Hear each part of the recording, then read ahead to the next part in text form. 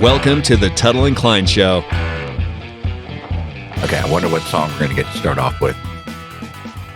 Let's find out. Oh, yeah. Kevin Kline! Oh, man. I right before I click the admit button, I always say, I wonder what song we're going to get this week. And I heard you say, oh, yeah. And I started thinking, oh, we're going to get Yellow. Oh, yeah, from Ferris Bueller. We didn't get anything. Look at that photograph! Yes. Went a little Nickelback on us, huh, Chad? Nickelback. Wow.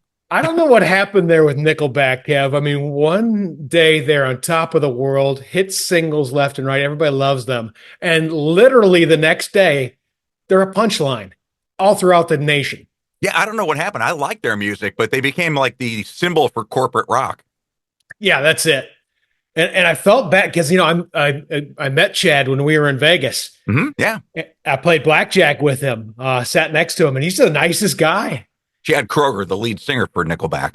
Yeah, and you know, at that time when I met him, you know, he hadn't been hit as the punchline yet, so he's loving life, and you know, people waving to him and everything like that, and it's a big deal. And then suddenly, Nickelback's the joke. Yeah, and now he just flashes his bank account. He doesn't care. Why would he care? Exactly. Look at my bank account. It's really fucking huge. Just like my nose. Make fun of me all you want. April, I miss you. Beautiful. Avril Lavigne? Yeah, Avril Lavigne. Yeah. Weren't they a thing? They were. Yep, they were. They're both Canadian. That's why. How you feeling, Kev? Man, you know what, Timmy? It's the tale of 2 weeks. Last week, I was absolutely miserable. This week, I've never had a week start off like this. It's crazy. Kev, I want to hear about your week, but I got to tell you in terms of there's a new phenomenon that I've been suffering lately, and I wonder if you've ever suffered this. I'm a little hungover right now. On what? But yeah, it's not alcohol. I rarely drink. I mean, I rarely drink. It's when you binge watch one too many episodes the night before. Uh-huh. And you're just like, oh man, I gotta watch this is so good, but I know that I'm gonna zombie in the morning a little bit, you know what I'm saying? What are you hooked on? I finished Landman. And Freaking great show. isn't it awesome? That is a really, really good show. I am very, very surprised at how good that is, but not surprised because Billy Bob Thornton, Kev, I think he has taken over Alec Baldwin's position as probably the greatest living actor. Well, he is so versatile. You know, he can do drama. He can do comedy. He can do action. He can do anything. I mean, like, just watch like something like Bad Santa where you're just laughing your ass off. Yeah. And then watch him in something like Fargo or something like Landman, and it's just like, wow, this is next level. So I think that, you know, that he is the guy right now. Yeah, he's amazing. And you know what? For all intents and purposes, I mean, Taylor Sheridan is just riding a massive wave of success right now. Everything he touches turns to gold. Oh, yeah. The creator and writer. Yeah, I mean, I can't recall. Can you recall like somebody where it's like they're not only so high quality, but so much? I can't recall any. I mean, Sorkin with the West Wing and all that other stuff that he did, that was pretty cool. Yeah. You know, Cameron's movies, but he spaces them out. Right. Spielberg, he spaces them out.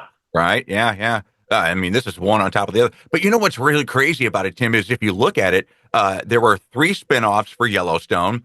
There could be numerous spinoffs for Landman. I mean, they barely touch upon the relationship between Billy Bob Thornton's son and his girlfriend, I guess now. You could do a whole series on that stuff. Well, yeah, and you can do a whole series if he lives on John Hamm's character. He is not. He died. Did he die? Yeah. I didn't think that was okay. Yeah. Oh, wow. Okay. I didn't think that was clear. Yeah, that was, yep. Yep. Oh, okay. I, I Yeah. I I knew he was on last leg and they were making the preparations for the company afterwards. Right. Wow. Okay, so he's gone. So Yeah, he's all gone. right, scratch that spinoff. But wait till you see Lioness. hmm Oh, brother. I got that in the pipeline right now. Yeah, you'll get another binge hangover on that one. Yeah.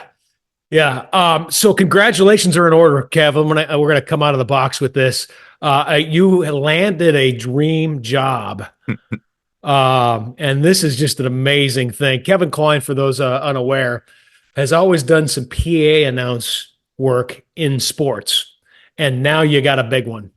I got the call up to the minor leagues, Timmy. I played baseball for 22 years, and I was always waiting for that call from the pros, and I got it yesterday, Monday, because they hired me to be the fill-in public address announcer for the St. Louis Cardinals AA affiliate, Springfield Cardinals. Now, by fill in, that means I won't do every game. What they said at the beginning, what they said in their initial email was you might do one game per homestand. After talking with them in my interview last Thursday, it sounds like I'm going to get a few more opportunities than that because I think they realized that I'm kind of competent, number one. And number two, the regular public address announcer is a full-time employee. He's director of group sales, so he puts in 55 hours a week. So he's going to want a break. okay. And me knowing who you are, um, next year you'll be full time because you'll bury this motherfucker. Well, I appreciate you saying that, but I don't know if I want to do 81 home games. 81 home games. That's 81 days out of your life, out of the Oh, year. does minor leagues, do they do a 162 also? They have 81 home games. Wow. Okay. Yeah, I know. Yeah. They start April 3rd and they end September 15th. Okay. Yeah. That's a hell of a schedule. And that's why they need a fill in. How close is the ballpark to your house? 6 miles. Oh, that's so perfect. And you know what? The interesting thing about the baseball field is it's called Hammons Field, and it was voted last year the number one playing surface of all baseball stadiums in America.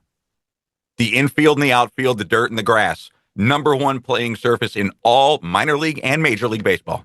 That's awesome. So Kevin Kline, never really into grass until now.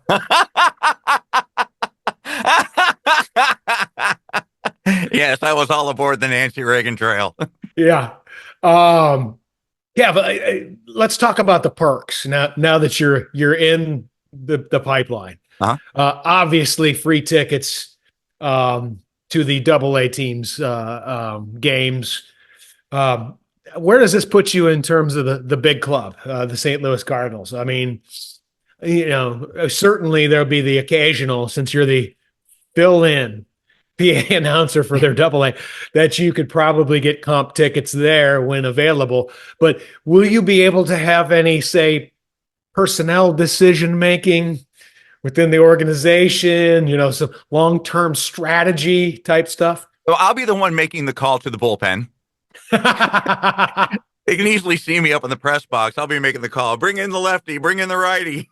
Yeah. Obviously, this is you have a bigger plan here. You want to build the empire, the baseball empire. You know what? I'm just, and I give all credit in the world to the Drury University hockey program for taking a flyer on me last year, and they wrote me a nice letter of recommendation. So it was really cool. Yeah, really nice. I just want to throw this out too, Kev.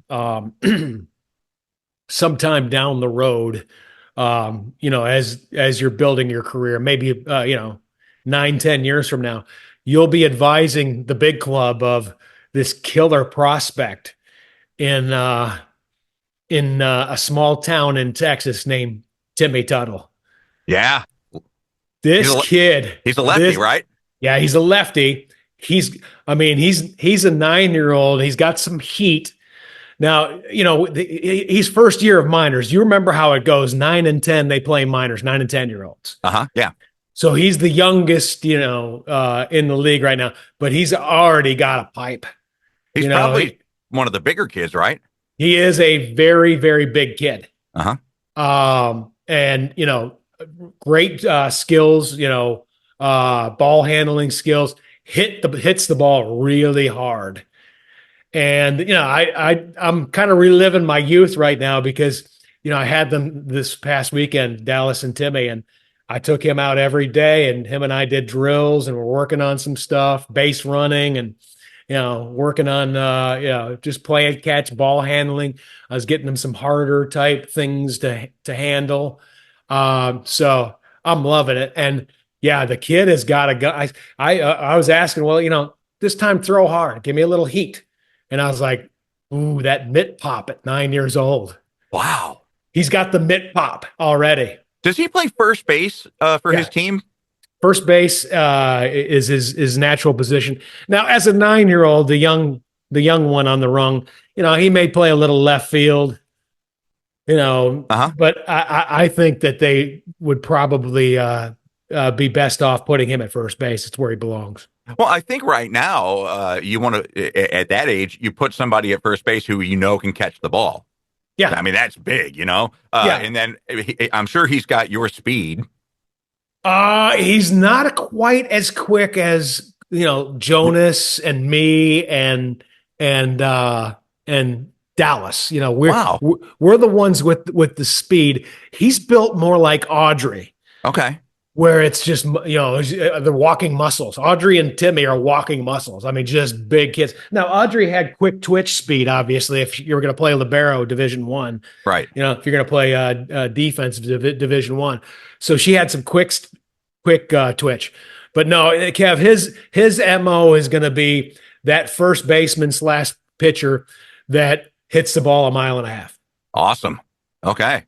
And if he has to turn on the jets, he'll turn on the jets. But I think he would much rather have the majestic pose rounding of the base after taking it yard. Fantastic. Yeah, I think that's good. What you're going to see out of him, and he's all in. I mean, he just loves baseball. Perfect. He just loves it. So I know his mom's happy. His mom has always been into one of the sons being, big time into baseball. Yeah. And I think she got her kid finally. Good. Yeah. Much safer than football. Yeah. Dallas actually got injured, had some problems with his retina. No, what happened? Yeah. He was walking around. He had blurred vision. He's telling us about it, but he didn't tell us, everything that was going on with it. But yeah, some offensive linemen got their mitt inside the mask or something like that, and scratched around. And his mom learned about that, and took him to the doctor and everything like that. And there's a risk for blindness if there's an issue again. So, wow, eye, yeah. So that combined with, she took the boys to the Miami Dolphins Texans game where, that wide receiver was laid out on the field with the face mask being pulled. I don't know if you remember that game about a month and a half ago. Yes. And that was enough for her. Dal's not playing football anymore? I'm not sure that he's going to be able to. I think it's quote unquote his choice, but you know how it is. It's not. Strongly influenced by mom. Yeah.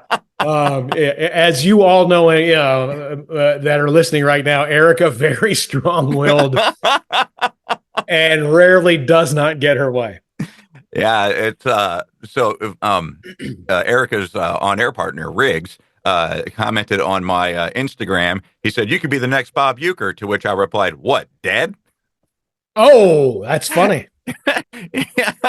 Just a bit outside. Yeah. Wait. So you're doing the radio broadcast, not PA announcing? No, I'm doing PA announcing. Okay. Yeah. A lot of people are under the misconception that I'm doing play-by-play. I'm not. I'm the PA announcer. Yeah. Yeah. That to me is the best gig. Of course it is. That's the most fun. I mean, whatever PA announcing I did, like particularly for volleyball for George Ranch High School. I mean, that was a blast. You set the tone. Set the tone, baby. Yeah, you set the tone for the game. Everything comes through me. I mean, we don't have a batter taking the plate unless I introduce him. I wonder with the new pitch clock if the PA announcer's ever been caused for a balk or an infraction. You just never know. I might be the first. Yeah, you might have to test that out, Cav.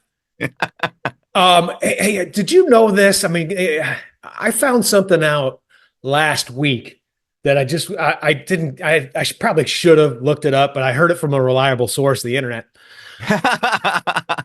And if this is true, then just everything is just completely coming to a head right now in regards to your theory about the NFL, Cav.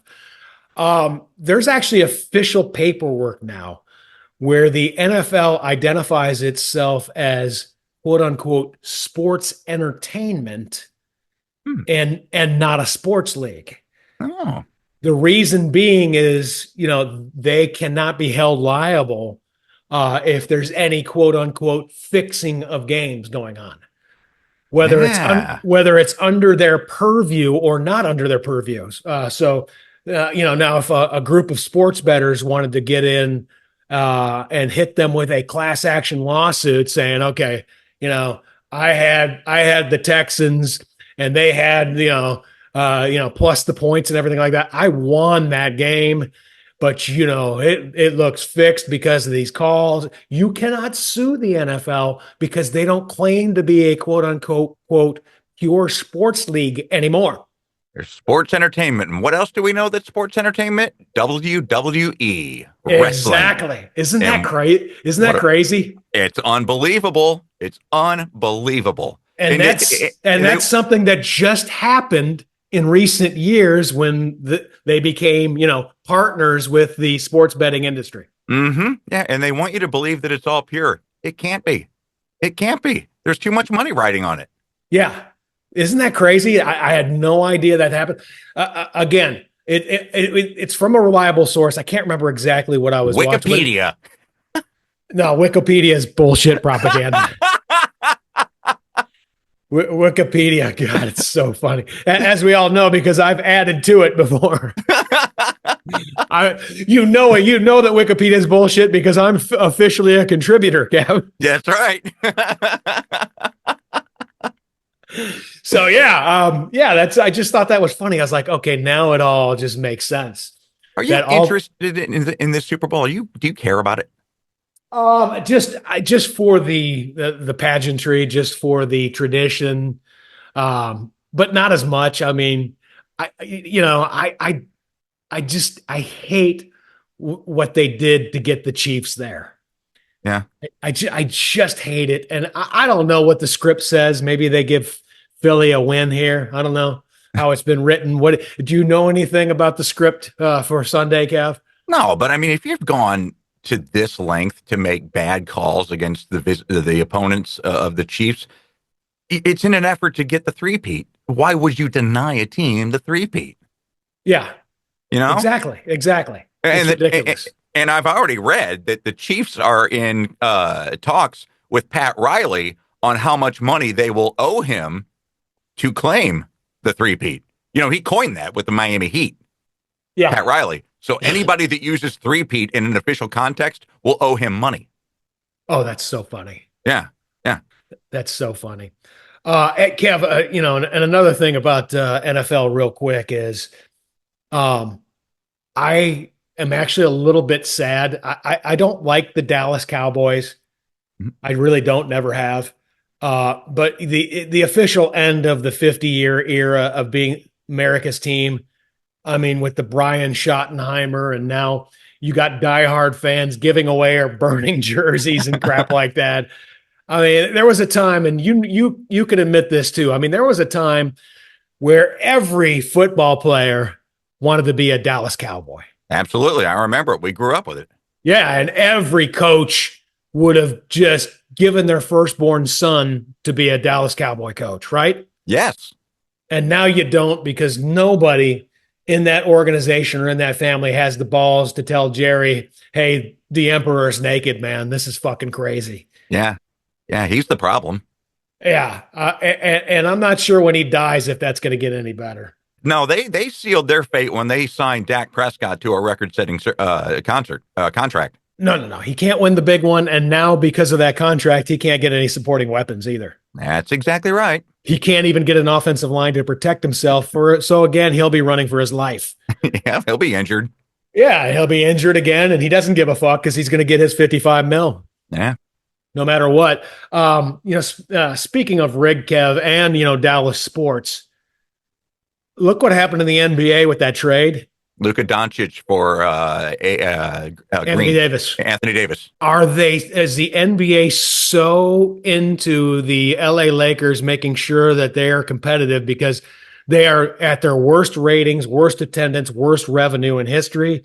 They got to prop up the Lakers and they got to give LeBron a run going out, that they would allow a very questionable, midnight trade like that. You know what I'm saying? Well, what I've read, according to NBA insiders, is that the Lakers are getting the worst of the deal. I mean, I don't know how you can say that with the MVP going to them, but that Anthony Davis, is actually the better prize in this. And the reason that the Mavericks got rid of Luka Doncic is because he could not keep his weight in check. They have a clause in his contract that says he can weigh no more than 245 pounds, and he came in at 268 for a game. And so they faked a wrist injury for 14 days, put him on the 14-day injured list to get his weight down, and he wouldn't do it. Wow. Okay. All right. Yeah. And I know, something that in watching him play over the years is he does not play any defense. None whatsoever. And Anthony Davis is one of the best defenders in the NBA. Yeah. Yeah. And that's why the Mavericks wanted to go out and get him. They think they're just a defender away from being able to win it all. We shall see it. They better go at least two rungs into the playoff here. Yeah. Yeah. Otherwise, bye-bye to that GM, man. But, Cuban's not owner anymore. He's a very, very small minority owner. They sold that to the Adelson family that owns a lot of the casinos in Vegas. Mm-hmm. Yeah. Yeah. So they got that house money to play with.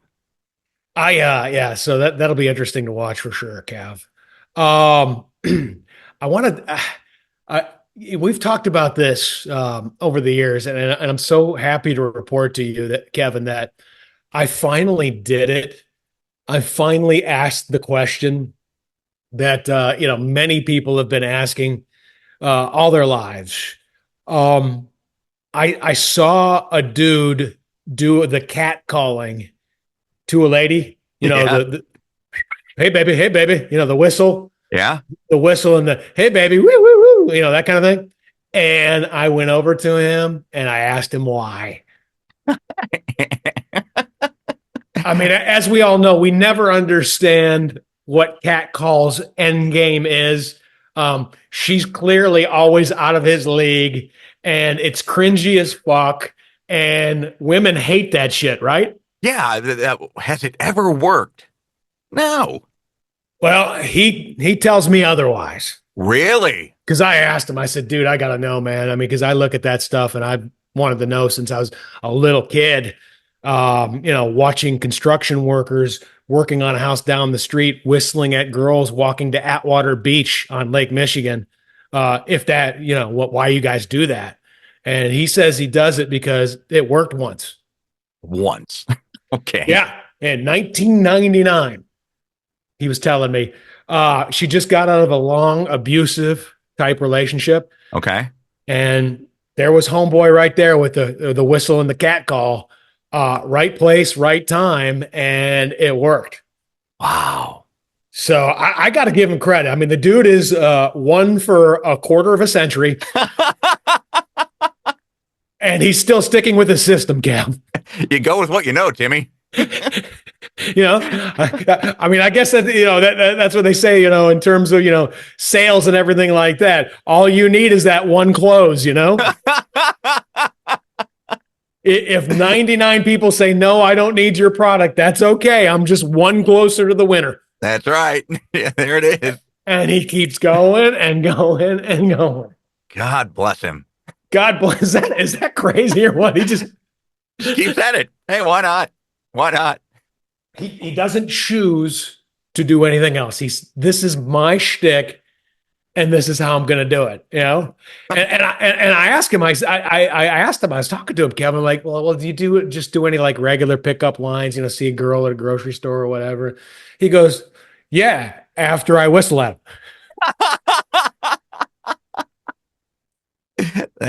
always the icebreaker. And Kev, he is a dude probably about mid-40s. Okay. And I had to go from there, and knowing that that's his only opener that he has, what kind of relationship career he had and everything like that. And he said, "Oh no, I don't do relationships, man. Oh yeah, okay.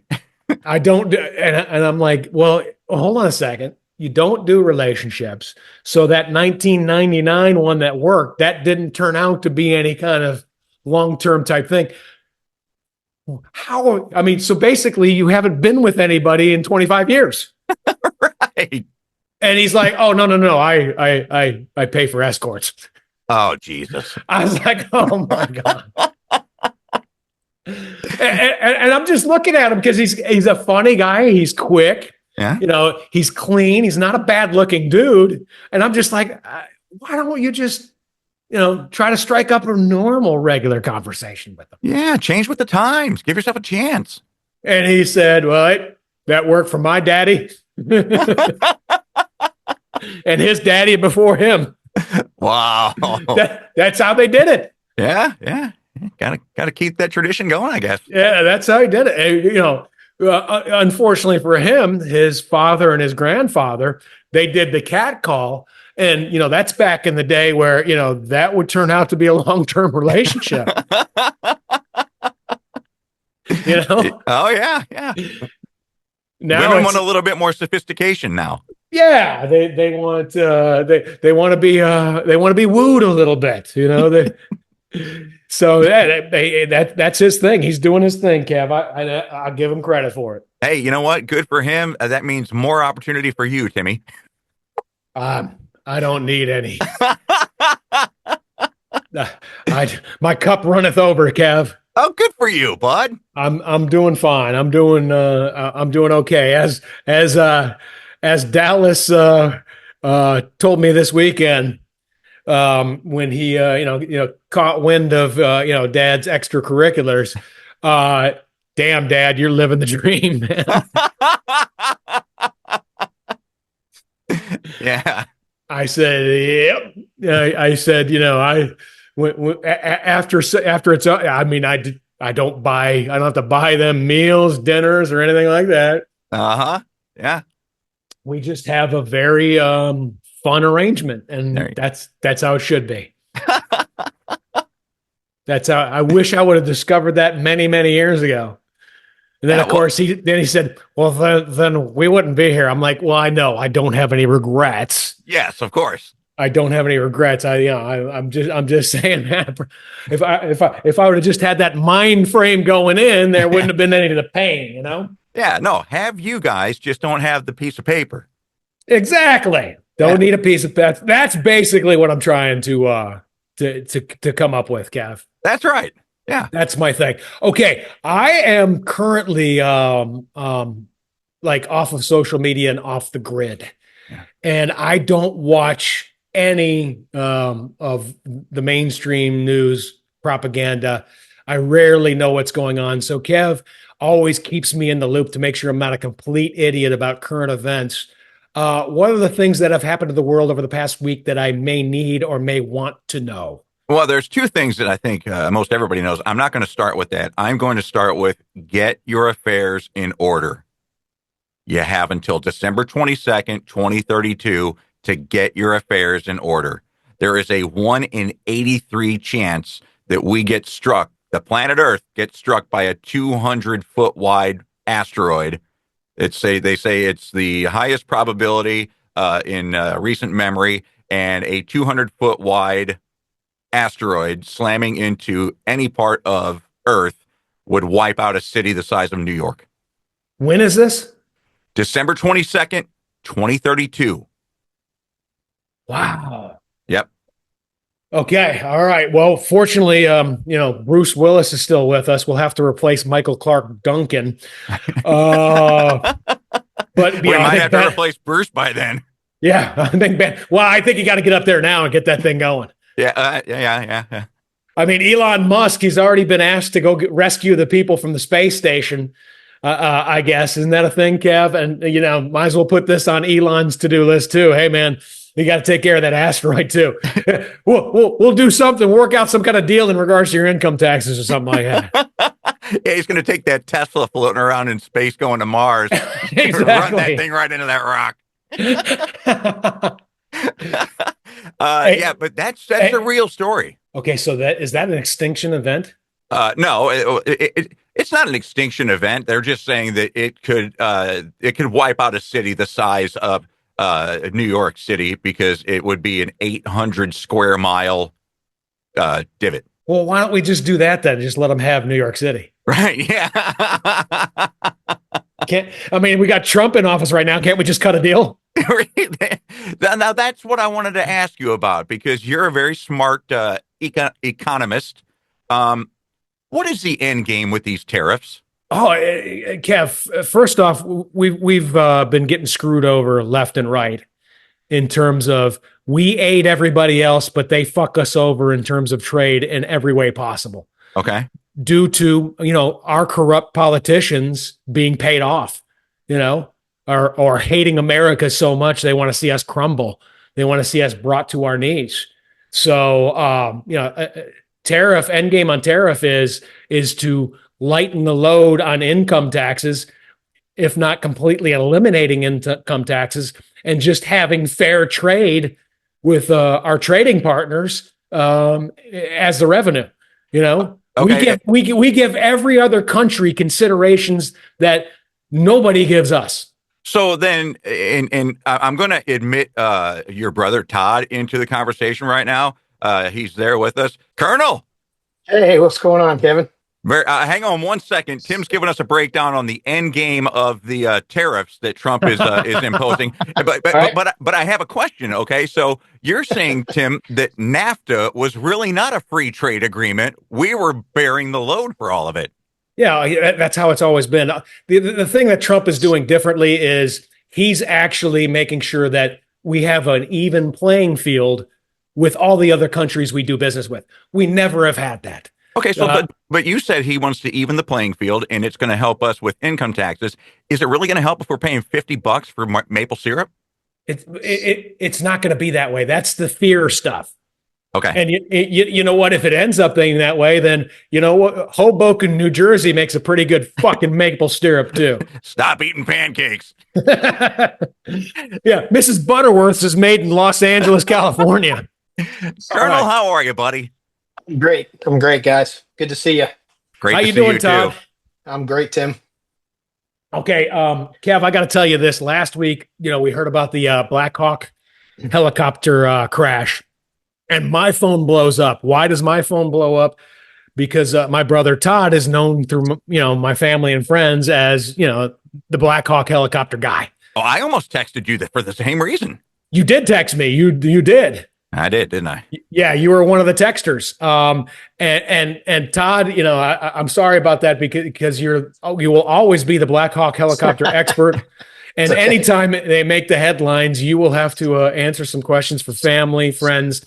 And since you've been at least a peripheral character on our morning show for 26 years, the audience wants to hear it too. What the heck went down? What do you know about this? It seems really, really weird what happened last week. Yeah. So yeah, no problem. And I appreciate that being the Black Hawk expert because when people want to talk about shitty podcasts, they always contact me, and the reason why. So I get it. I understand. Yeah, that was extremely tragic event there with the Black Hawk and the CRJ American Airlines colliding there over the Potomac. Like anything though, a lot of people are throwing out what they think it is, and it's tough not to try to guess, but that's what the NTSB is for. They don't They don't want to guess. They want to go with facts, and they're very good at what they do. They're world class. I was fortunate enough to take several courses with the NTSB and the FAA when I became an aircraft accident investigator for the Army. So they they don't, even when the press is pushing them and wanting any kind of tidbits that they can get, they're not going to do that because you don't want to guess out of respect for everybody. And then to make sure that it's not going to create additional safety problems because of people either reacting or overreacting. They're gonna play it right, and it may take up to a year to figure this stuff out. I will tell you though, I've flown that corridor, that low level corridor before in Washington, D.C., because it's a very common one for helicopters, especially military helicopters.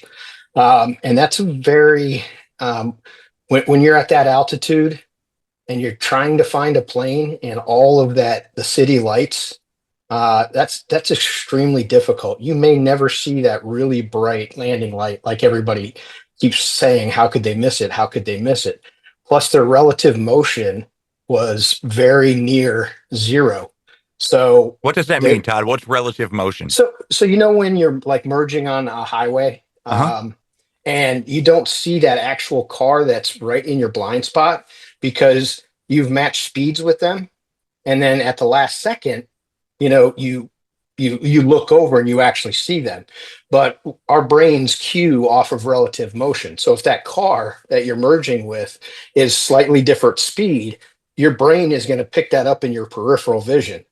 And so when there's very little relative motion, matching speeds or converging like they were doing, you may not have seen them at all or until the last second when it was too late. Yeah. So, and we don't know that yet, right? We haven't heard the cockpit voice recorders and whether any of the crews actually saw anything. And the unfortunate thing with the Black Hawk, they only had one crew chief on board, which is extremely common flight, especially for a training flight, where, if they had another crew chief on the left-hand side, that crew chief may have been able to spot the converging aircraft because would they those have crew spotted chiefs it in time though? don't know. Yeah. Again, that's speculation. Okay. And then you wouldn't know until the cockpit voice recorder comes out, right? Yeah. But because the crew chiefs in the back of a Black Hawk, they sit behind each pilot, but they're facing outboard. So they've got a big window in front of them and they're facing outwards. So they've got a 180-degree field of view that they're supposed to be clearing the aircraft for the pilots. So without having the one on the same side as the accident occurred on the left side of the aircraft, that extra set of eyes wasn't there. And, by all accounts, people guessing on the altitude and everything else, again, until we see and the NTSB's confirmed beyond the shadow of a doubt that once they link everything up and say the Black Hawk's at this altitude and then this RJ was at this altitude and here's where they converged at this exact altitude. What's the max altitude a Black Hawk can fly? You mean on that route? On any route. Well, that route is it's 200 feet AGL, above ground level. Okay. The Black Hawk service ceiling is 18,000 feet. Oh wow, I can get that high. Yeah, but that's pretty rare. That conditions would have to be perfect, and you'd have to be so light to be able to get up to 18,000 feet. Usually it's 12 to 14,000 because you have to have there's no oxygen. It's not a pressurized aircraft, so you would have to have supplemental oxygen when you're going over the mountains, like in Afghanistan and stuff. We had to have supplemental oxygen to fly at those altitudes, which you don't do unless you absolutely have to. Yeah. Okay. Hey Todd, when you have explain something to me with the black box data recorder. Yeah. That survives just about every plane crash, as we all know. Why isn't the entire aircraft made of whatever material that black box is made of, and we would never have any crashes? Yeah. Well, it's just like a lot of crashes, there are many survivable pieces. It's just how the impact happened and where those are located and secured, they typically do. But they are very robust, but it's very expensive and very heavy. So if you made the entire thing out of that, it may not fly anyway. Your plane ticket to Orlando would cost you $148,000. Yeah. I mean, there's a reason why we're flying in aluminum cans. I mean, that's basically what they are. It's sheet metal, just like an aluminum can. So it's because of the weight, to thrust ratio. And as much as you'd want to make it durable like that, it's not going to happen. Hey, how many hours of flight time have you had in a Black Hawk? A Black Hawk, I've had about 3,000. Jeez. So see, this is our expert right here, guys. There's guys who have 10,000 hours in a Black Hawk. Yeah. Your most senior aviators, your guys who have done nothing their entire careers but just fly. They've got 5 to 10,000 hours. So what does it take as a pilot? What does it take to fly that? Constant motion of all four extremities? Oh yeah, it's quite the balancing act because I was fortunate enough to fly airplanes before I went into Army's flight school, and an airplane inherently wants to fly. I mean, most airframes, if you let go, it'll correct itself. It'll want to fly straight and level, but a helicopter is always trying to kill you. And it's a concert of moving both feet and both hands at the same time on 4 different controls to what we joke about is beating the air into submission.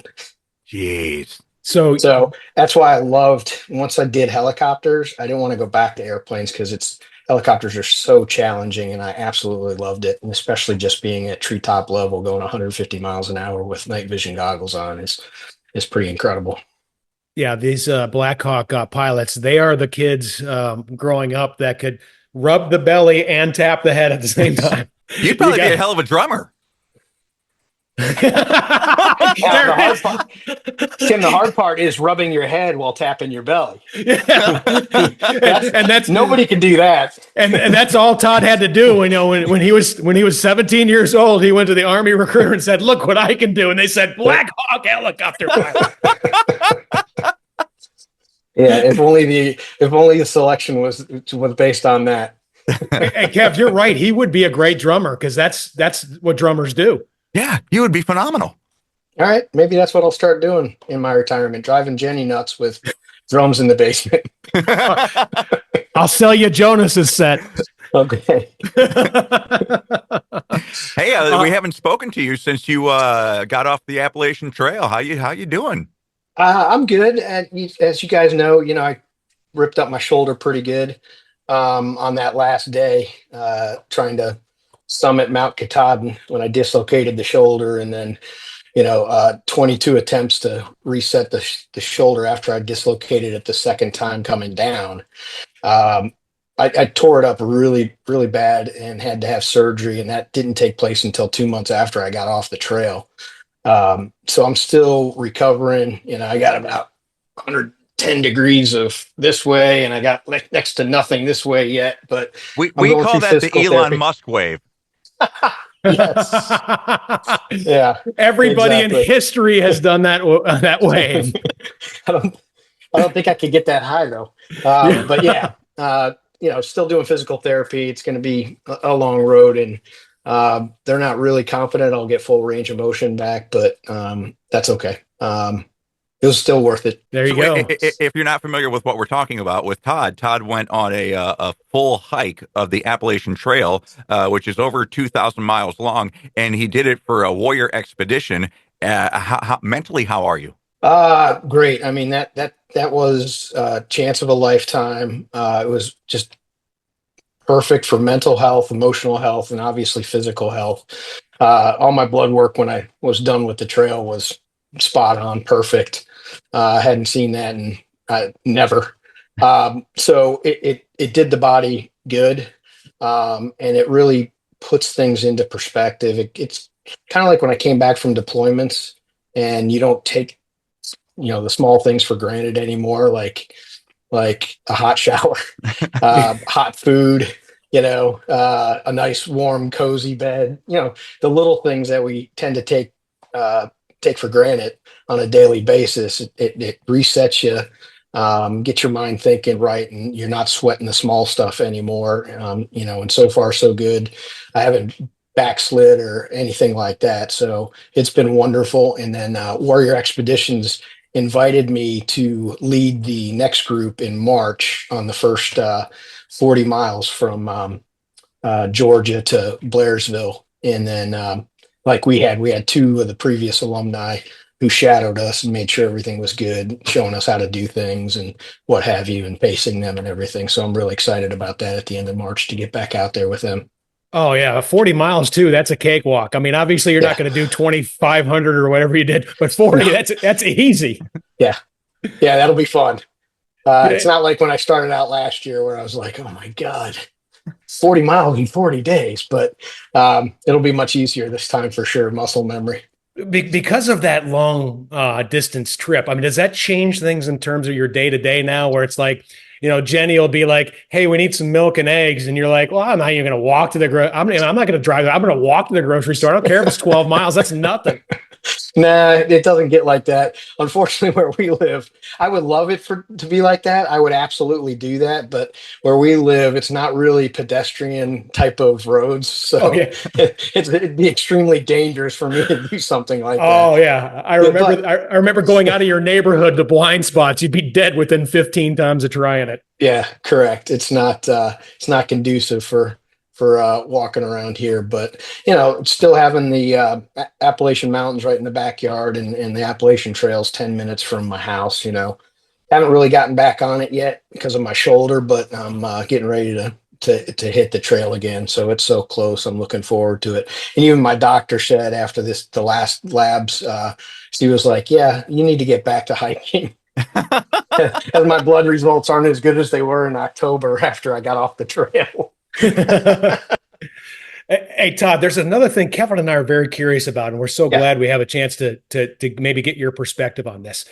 For those unaware, my brother was in the military for 30 years. I mean, I think you started the back end of Reagan. Yep. And were there for Bush 1 and Clinton and Bush 2, Obama and Trump 1, and Yep. even a little piece of Biden, I think. No, I was out before Biden. I was Okay. right at the tail end of Trump. So, yeah, I've had a few presidents as my commander in chief. What happens within the military as we change commander in chief? I mean, is it something that is dramatic, or it's just, hey man, we're just doing our thing? Uh, Sometimes it's dramatic. Usually it was all about money, right? So you'd have one administration throwing a ton of money at defense, which is one of the primary things in the Constitution is to provide it for the national defense. And other administrations who cut way back on budget, and it usually becomes like a money fight then. And as I moved up in ranks as an officer, unfortunately, I got caught in a lot of that melee when you're scrounging for budget crumbs. But then, other administrations like Bush 2, it was kind of an open checkbook during that time, and then the term became budget dust. So it was budget crumbs to budget dust. So that's usually the biggest thing you see. There's obviously policies that come out with each administration, political or otherwise, that the DoD has to pick up and take on, or a new Congress. Whoever's got the majority, Congress requires all these new things for the military. Those are kind of a pain in the butt to go through because you're kind of dropping everything that you do to go through all these classes and training or what have you. But apparently I missed the worst of it with, the Biden administration with all of that stuff that came out. I was sad to see that, warrior skills was way down on the defense strategy, with all these other programs, some of them social, some of them otherwise. But when you don't put warrior skills and national defense as your two top priorities in the strategy, or at least in the top three, that caused a lot of problems. A lot of my friends who are still in, it was a huge burden for them to take on. And then the whole pandemic stuff with the COVID shots, that just launched a ripple effect through. So in general, not that big of an impact with each administration or Congress that holds the majority comes through. Minor hiccups to some bumps in the road, but towards the end, it really started getting a little weird of all the requirements that came out. And unfortunately, recruiting in the military started just falling off big time. and we weren't making numbers the last 4 years for recruiting. Man, Tim, I always thought that you were the most well-spoken and most politically ambitious person in the Tuttle clan. I would vote for Todd. Yeah, because he's like normal, like down the middle. I'm quote unquote a crazy lunatic constitutionalist. No, that's not quote unquote. That's a fact. All right, It's pure fact. Kevin, you can verify this. Todd, there were so many times where I found out, okay, Todd's gonna, he's got to get security clearance for this and that.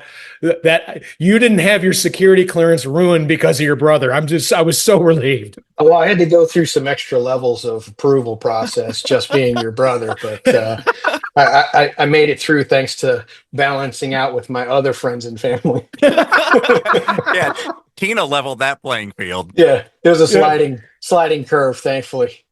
Todd, did you ever, and if you can't comment on this, I understand, but in 30 years in the military, and obviously you being who you are, I mean, you're Captain America. You'll take care of business that needs to be taken care of. But were you ever given an order where it's just like, I don't like this shit, man. This is not cool. We shouldn't be doing this. I was fortunate enough never to be put in that position. Because, I mean, there were some things that I questioned, and thankfully I had decent enough superiors to listen and take information and opinions or, what I thought should or should not be done. I didn't have to go to that point where I was like, I'm intentionally not going to follow this order. I did not have to do that, but I know that, that's obviously happened over the history of our military. Todd, before we let you go, there's a couple things we want to do. Yeah. First off, if you don't mind, Kev, this is going to be some brother on brother thing here. As I've gotten older and just like I've actually thought of things in life and had memories that I hadn't thought of in decades, and I just want to make sure that and verify that they happened. And since you were there with me, you can tell me whether they happened or not. Do you remember Terry at Fall Creek Apartments putting a stick under the frozen creek or lake that we were on? Yeah. And it did not come back up because we were throwing our sticks in this hole in the ice and it would pop back up. Hers didn't. So she went down under the ice to get it and we had to save her. So I remember it that, we were doing that stick thing, but I think she slipped. And looking for it, like leaning over to look for it, slipped and went into the water. Yeah. And we had to pull her out and get her inside of a building and try to dry her clothes in the apartment laundromat so mom wouldn't find out. Okay, so that did happen. Okay, now you may be a little young for this one because this is like one of my very first memories. Okay. When we lived on the house on 56th Street, the White House. In Indianapolis. I was maybe 4 years old. You were 3 or something like that. Mom and dad would leave to go out to a restaurant or go out, do whatever they did. And after they left at night, all of the lights in the house would go out. I think Freddie and Tina would actually hit the switch, the circuit breaker. So when we tried to turn the lights back on, it wouldn't. And they would just wait for like 10, 15 minutes while you and I are walking through the hallways going, Freddie, Tina, and they would dive out at us and scare the shit out of us. Did that happen? Do you remember that? Yes, I do remember them always trying to scare us. But what really scared me the most was how you screamed like a girl so much about it. Terrified. I didn't like that. I did not like that that jump scare back then. It was hard to look up to my older brother then. You were like, this is my role model. Yeah, this is the guy. The guy who's running and screaming, jumping behind couches. Yeah, man, that was freaky, dude. I don't understand why you were so calm and cool about it. Like Todd was going to get into into martial arts position and fight what was ever coming, and he's like 3 years old and shit. No, it was more like I knew who it was. Okay, and finally, Todd, we were both altar boys. And no priest ever hit on us. What was wrong with us? I've often asked myself that. Wow, that's a funny question. I don't know. We just didn't have the look. Was our bowl haircut getting in the way? Probably in those giant white collars and bright red and blue shirts with those white collars and cuffs. That had to have been it. White pants, big white belt. I'd say that was unattractive. Yeah. And Kev, I don't know if you knew this or not. I'm going to give you this picture right here to post. Last Halloween, I asked Timmy, what do you want to go as for Halloween? Him being obsessed with airplanes and helicopters and things that fly and wanting to be a pilot and all that stuff. He went as my brother Todd for Halloween. He had the pickle suit on and everything. That was cool. That was an honor. Yeah, and I'm just like, what do I have to do here? What do I got to do here? Do anything cool, Tim. Yeah, just do something cool. You'll get there. They clearly don't think talking into a microphone's cool, man. Yeah, exactly, man. That's just, ooh, look at you. Or at least put a uniform on or something. You with your words into a microphone. Whoa. Right. I want You're that. my hero. Okay, all right, I get it. Hey, Kev, let's have Todd participate in this week's top 3. Just when you thought they couldn't count any higher, it's Tuttle and Kline's top 3. Top 3 foods and beverages you don't consume regularly, but if it's put in front of you, you absolutely cannot resist it. Kevin Kline, why don't you start us off? Food and beverages. Let's do one at a time. Let's do round table one at a time and go around the. Chex Mix. Ooh, good one. Yeah, the savory one, the kind of spicy one. Yeah, man, I would never get it on my own at the grocery store, but if you put a bowl in front of me at like a party or something, dude, I'm gonna waste that whole thing. I like it. One. Todd Tuttle. I'm gonna have to say it's very broad, and it's anything sweet. I got a really bad sweet tooth, so like Kevin said, if I'm at a party and there's a whole bunch of sweets lying around, I'm tagging every single one of them. Oh, I'm the same way. I'll even fill my pockets, when nobody's looking. And I try so hard to stay away from that stuff, but if somebody's throwing it in front of me, oof. That's our genetics. No can defend. That's I don't like carbonated beverages. I don't drink them, but I got to admit, if I see like at a fountain, when you go to a restaurant or something like that, if I see cherry Coke, I got to get a half cup of it. I have a weakness for cherry Coke. That's a good one too. Yeah. Nice. Well, all right, Kev, what about you? Like whenever I go to like Panera Bread or a coffee shop and they have an almond croissant, sucker for an almond croissant. Those are good too. Oh yeah, buddy. Do you heat it up? No, I don't. No.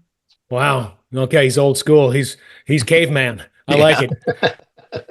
Todd Tuttle, what do you got, buddy? Yeah, that damn cheeseburger, man. Again, you get older; those are tough to manage.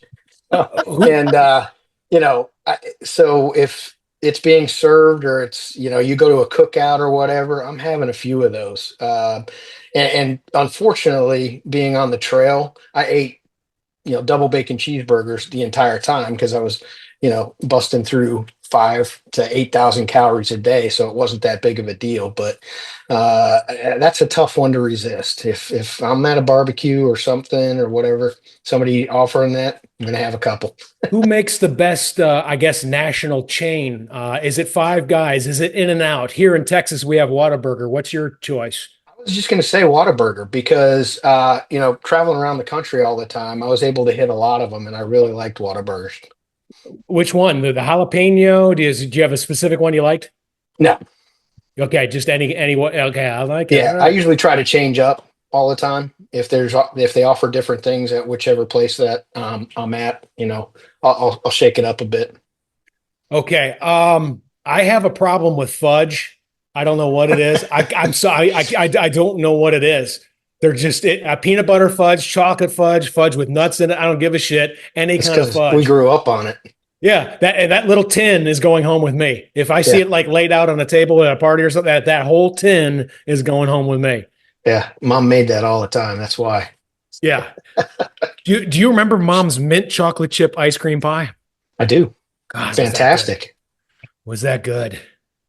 And she did a good job fattening us up Yeah. Oh, yeah. and setting us on the road to a poor diet. Because if you remember, that's going to be my third one, so I'll just jump in there. Gravy. Oh, yeah. I never get gravy, but if it's being offered or whatever, I'm taking it because we grew up on gravy on everything. I know. And not only that, some of the specialty gravy too. To me, my mouth still waters to this day, and it's been years since I've had Bob Evans biscuits and gravy. Holy shit, man. Yeah. You can go get that at Cracker Barrel. It's not the same as Bob Evans. Okay. Bob Evans is the only person, just like she did with the chocolate mint chip ice cream pie, the only person that's come close to duplicating the Bob Evans was Erica. She got close. So, dang it, I miss her. See, Kevin, what my mom did to our diet, we make stupid decisions based off of gravy. Yeah. I would actually go back to someone who I don't think really even likes me too much anymore just to get her food back. Thanks, Mom. Yeah, exactly. All right, Kev, what do you got to finish it with? It's a weird one, but hot dogs. I just think about, whenever I go to a game, a baseball game or something, I'll get a hot dog. I love hot dogs. Yeah. Did you know that there was a scientific study that for every hot dog you eat, you're taking minutes off your life? Are you serious? Yeah, dead serious. It was a medical study that came out. If you eat a hot dog, you're taking minutes off your eventual life. So the more hot dogs you eat, the shorter your life is going to be. Yeah. No, and that explains why men eat a lot of hot dogs when they're with their significant others. That's right. Exactly. Give me the ballpark, Frank. Okay. The whole package. The big scientific question at this point is what takes more years off your life, hot dogs or doing this podcast? Because we want Todd to have a long life, we're going to let him go now. Todd, has been awesome to have you on. Thank you so much, man. Yeah, so great to see you guys again. It's a lot of fun. Same here, buddy. Yeah, same here. All right. Yeah. All right, I love it. You guys take care. It's great seeing you. Love you guys. Love you too, bud. Take care. Love you, Todd. See you, man. Take care. That guy's the best. He's the best, man. I love Todd. Kevin Kline. Yes, sir. He's hilarious, man. Oh my God, he's absolutely hilarious. I could listen to him all day rip on you. Yeah. The thing that bothered me most was the scream. And I'm like, this is my older brother. Yeah, he's the only one that can get away with that kind of stuff, though, because he knows it and he's seen it. And it's hard to defend, man. Yeah, Todd realized at the age of 3 that he was on his own. He would have in all honesty, I probably helped him be a better man, grow up quicker and be more mature. He's like, hey, man, somebody's got to be adult in this shit, man. It's not going to be this guy. Right. Yeah, sure. He's bigger and, look, he is not the big brother. No, but it's weird, though, because now you like the jump scare.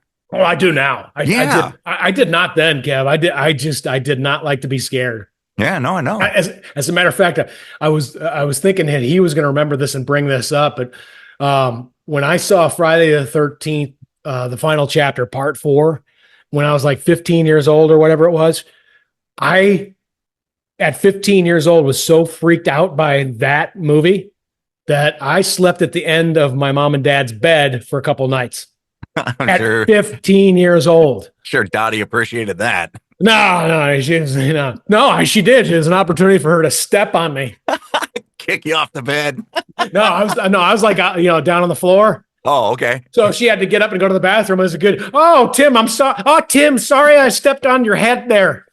Mom, drink a lot of water before bed. You seem to be getting up quite often. Yeah, and Mom, I didn't know you walked with you grind your heel motion. That's a little strange that you grind your heel there, Mom. All right, Kev, we got to wrap this thing up. I got to get some money. Okay. I still have not made my profit for the week. Fun episode, fine stuff yet again. Tomorrow or next week, we'll talk about the Super Bowl and everything that happened there. But right now, we want to ask that you please follow, download our episode. I know a lot of you still press play when you get on the platform.